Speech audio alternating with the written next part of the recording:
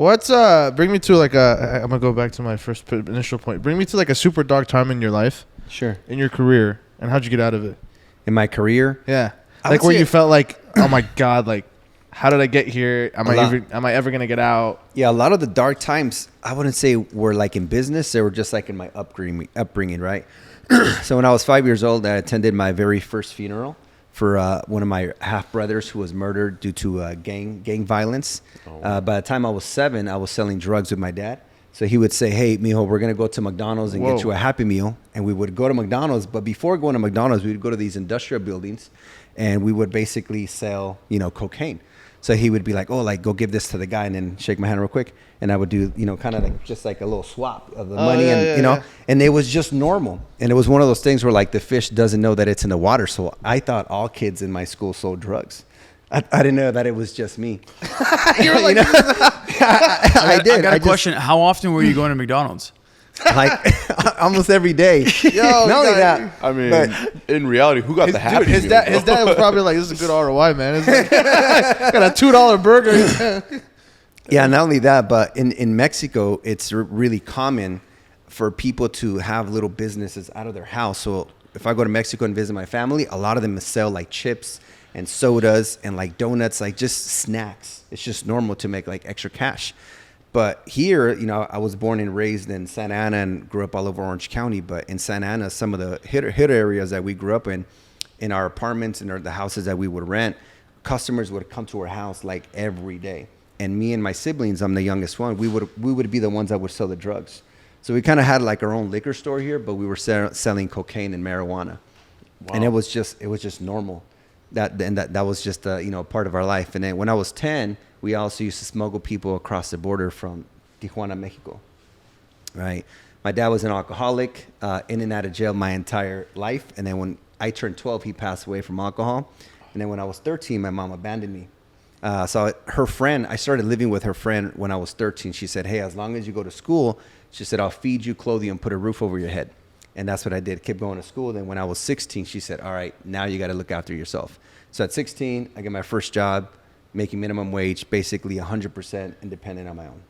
What, I'm sure that creates some trauma.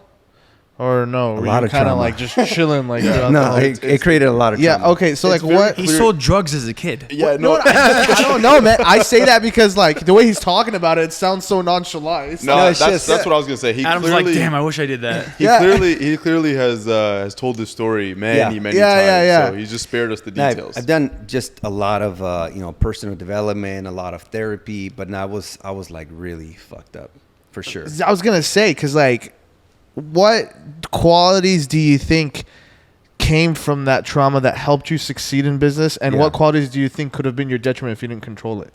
Yeah, I would say, one of the biggest things, right, is when I was in that, like, that was the darkest phase of my life, is I was like a victim to all those experiences. So all those experiences had power over me, right? And so I feel like anytime a person says, oh, in order for my life to get better, I need...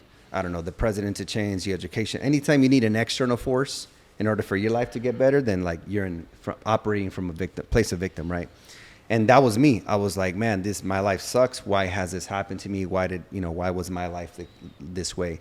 And then when I started going through to a lot of therapy and personal development, it was like, hey, you got to take ownership, even though it wasn't your fault. You have to realize that your dad and your mom did the best they could with what they knew, but what they knew was limited. And then I started just learning more about their upbringings and like realized they were real messed up too. Like my dad's dad was murdered at gunpoint when my dad was 12. So he had a lot of trauma and he had an abandonment issue. And I'm like, oh, no wonder he was very intimate and loving and vulnerable and wasn't present. Cause like how do you be present for your kids when you never had that yourself? Yeah. Right. And so it was just this whole aspect of like forgiving my dad and not holding any resentment, any anger, any sadness. And now realizing that he actually was the perfect father because he would, cheat on my mom, which caused a lot of pain. And I saw that growing up. So now I'm like the most loyal person I could ever be to my wife. I got to experience how challenging it was for us, but even my other half brothers who have different moms, because he lived with us, and they lived on the other block, but he would never see them. So when he died, he owed like hundreds of thousands of dollars in child support. He wouldn't see them. So now I get to be the father that I didn't get to have. So it's like all those things that I got to experience. Now it's like, man, that was a blessing because I got to experience the dark side of it, so that now I can be the exact opposite.